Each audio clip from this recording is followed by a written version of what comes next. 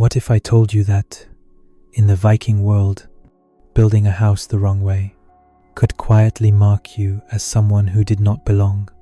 No trial, no punishment written in law, no soldier at your door, just silence, cold looks, and the slow realization that your neighbors no longer trusted you to survive the winter beside them. For the Vikings, a house was never just shelter. It was a test of judgment, of experience, of whether you understood how life truly worked in the north. Tonight, we are not talking about warriors or raids. We are talking about rules never written down, but enforced by weather, memory, and community. And by the end of this story, you may see homes, even your own, very differently. The Vikings had no building inspectors standing at the edge of a plot of land, no permits stamped with official seals, no blueprints rolled out on wooden tables and passed from one generation to the next. And yet, they did not build freely. Every house raised in the Viking world was shaped by forces that needed no paperwork to be obeyed. The climate came first, unforgiving, relentless, and honest. Then the structure of the family and the wider kinship group, where survival was shared or not at all. And finally, customary law rules never written in ink, but carried carefully in memory, reinforced by story, example, and consequence. These rules were not taught in comfort. They were learned the hardest way possible, through roofs that collapsed under snow, through walls that bled warmth into the wind, through winters that did not forgive mistakes, through failures that left homes abandoned and sometimes families missing. A man who ignored these lessons was never dragged before a court. He was never fined. He was never officially punished. What followed was worse. He was seen as inexperienced, someone who did not understand the land, unreliable, someone whose judgment could not be trusted, and most dangerous of all, a risk to everyone around him. In a small Viking community, where survival depended on cooperation, shared labor, and mutual trust, that judgment carried more weight than any written law. Because when winter came, reputation determined who was helped and who was quietly left to face the cold alone. Across Norway, Iceland, Greenland, and even as far west as Lens or Meadows, the archaeological record tells the same quiet story again and again. The structure does not change. The form repeats itself across oceans and centuries. It is the longhouse.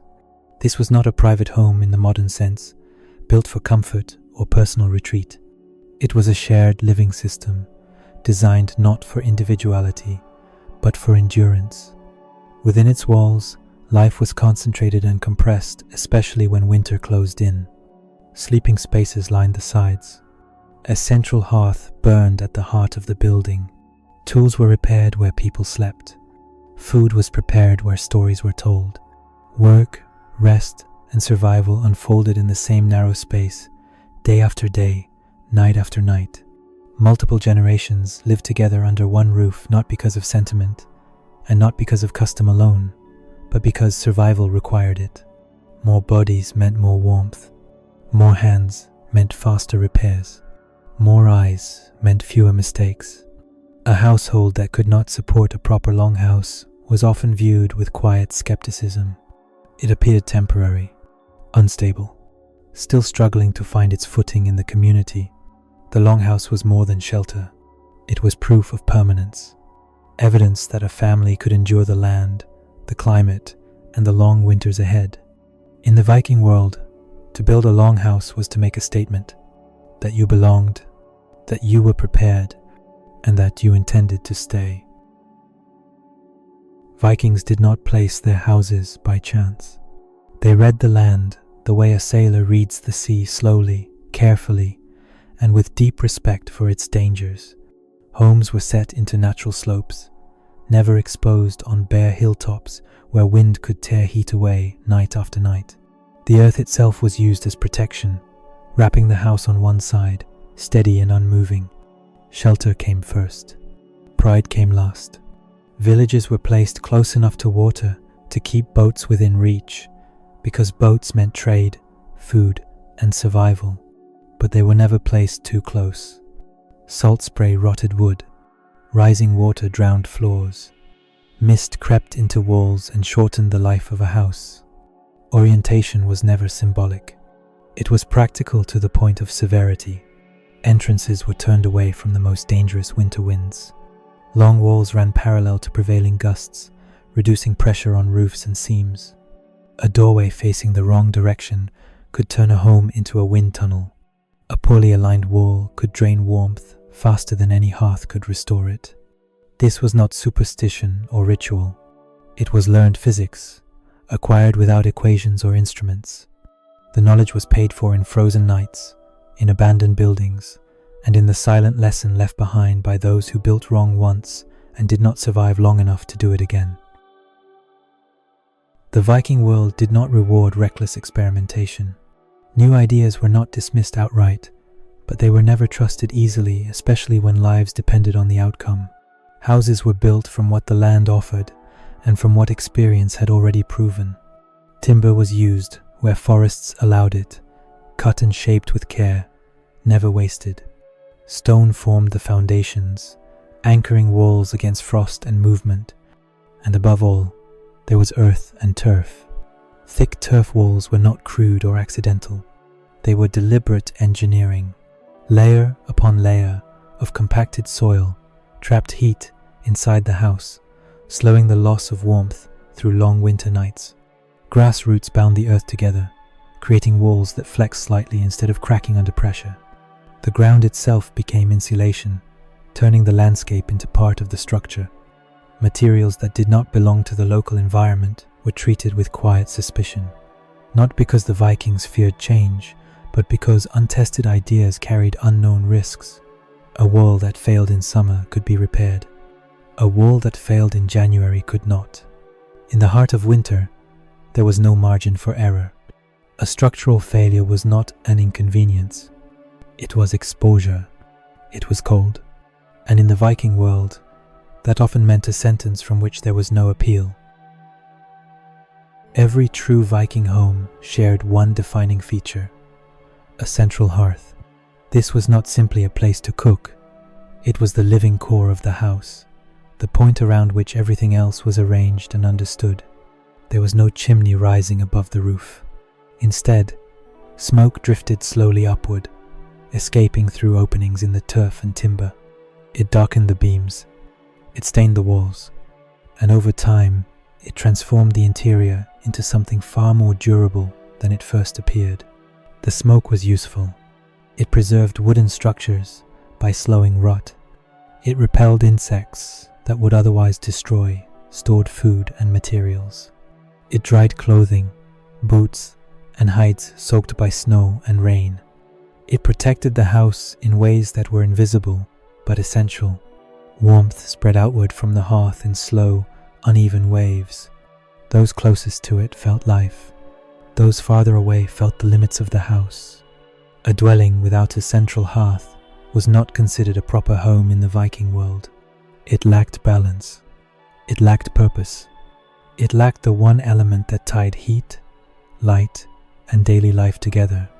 Such houses were seen as incomplete, and in a land shaped by long winters and narrow margins, incomplete houses rarely lasted long. Space inside a Viking house was never accidental. Even indoors, order mattered, and rules quietly governed where each person belonged. The places closest to the hearth were reserved for elders and heads of the household. These were the warmest, safest positions, where heat lingered longest and light reached farthest. They were not assigned out of comfort alone, but out of recognition, acknowledging experience, authority, and responsibility. Farther from the fire, where warmth faded first and shadows deepened, slept children, workers, and those still finding their place within the family. This was not cruelty, it was reality. The house reflected the structure of life as it was understood, not as it was wished to be. Guests were placed with particular care. Their position signaled respect, alliance, or distance. Where a visitor slept spoke volumes without a single word being exchanged. In this way, The layout of a longhouse became a living map of social order. Every sleeping place carried meaning. Every distance from the hearth marked a relationship. To ignore these arrangements was not a small mistake. It was a challenge, a rejection of hierarchy, custom, and shared understanding. And in a society where cooperation ensured survival, challenging that order carried consequences far beyond discomfort. There was no official punishment for building wrong in the Viking world. No fines were issued. No authority arrived to tear a house down. But consequences came all the same. And they came quickly. Neighbors noticed. They talked among themselves, quietly at first, then more openly. A poorly built house was not just a personal failure, it was a signal, a sign that judgment might be lacking, that decisions were being made without care or experience. Trust began to fade, often without a single confrontation. And in a society where survival depended on cooperation, trust was everything. A family seen as careless might receive fewer helping hands when walls needed repair.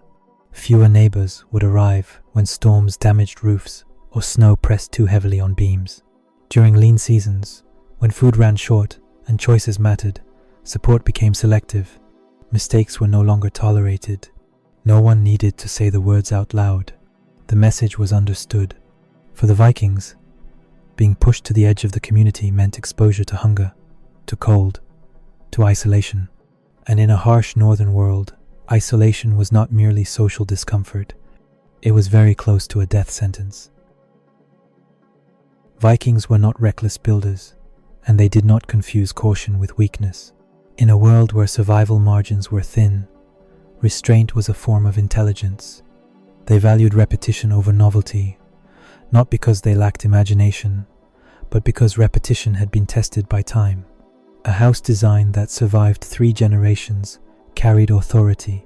It had endured storms, winters, and the slow wear of years. That endurance earned respect. New ideas were not rejected outright. They were approached carefully, introduced in small ways, and watched closely. A change might appear in one wall, one joint, or one roofing method, never everywhere at once. Only after enduring real winters, when snow pressed heavily and wind tested every weakness, would an innovation be trusted. Innovation, in the Viking world, was not banned. It was disciplined. This discipline existed for a reason. Children slept under those roofs. Elders depended on them for warmth. Entire families trusted that walls would hold when the cold came hardest. A failed experiment was not an inconvenience or a lesson easily forgotten. It could follow a family for years, sometimes for a lifetime.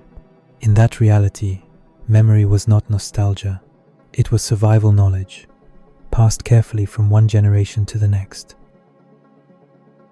So why did the Vikings obey these unwritten rules, generation after generation, without written laws or formal enforcement? Because nature enforced them. The cold did not forgive ignorance. It did not allow second chances. A poorly sealed wall, a badly placed doorway, or a roof built without care became obvious the moment winter arrived.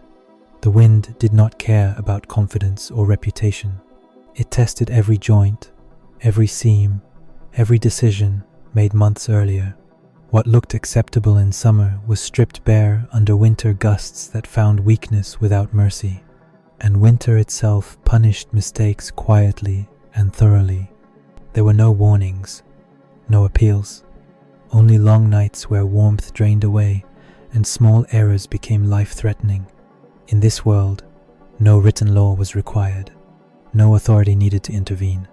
The consequences were immediate, visible, and unavoidable.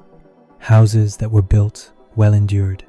Those that were not were abandoned, repaired at great cost, or disappeared from the landscape altogether. The Vikings did not follow these rules out of fear of punishment. They followed them because the land demanded it. In the end, the earth was the judge. When we look at Viking houses today, what we see at first seems simple earth packed into walls, timber darkened by smoke, grass growing quietly across roofs. There is nothing grand or ornamental about them. No attempt to impress. No excess. But what these structures truly represent is restraint. They reflect the wisdom to build carefully, knowing that every decision carries weight. The humility to listen to experience rather than ego, and the understanding that survival, in its most honest form, was never an individual achievement. These houses were not built for comfort as we define it today. They were built for responsibility for families, for neighbors, and for generations not yet born. Each wall, each beam, each hearth placement was an act of consideration, shaped by memory and shared risk. If this story stayed with you, if it caused you to reflect on what it truly means to belong to a place, to build with care rather than haste, to live with others in mind rather than alone, then you are already standing exactly where Prehistoric Shadows was meant to take you. Because in the ancient world, people did not survive by being bold or defiant. They survived by understanding limits, respecting experience, and working within them. They survived by building wisely together. The strongest homes in human history were not built for comfort, but for responsibility.